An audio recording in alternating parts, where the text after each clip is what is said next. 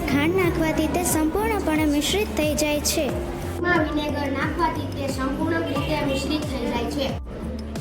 પાણીની અંદર કેરોસીન નાખવાથી તે સંપૂર્ણ રીતે મિશ્રિત થતું નથી. અંદર લીંબુ નાખવાથી તે સંપૂર્ણપણે મિશ્રિત થઈ જાય છે.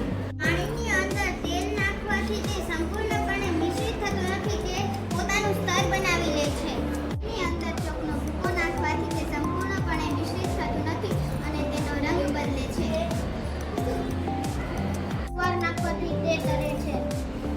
ઈંડો નાખવાથી તે તરે છે.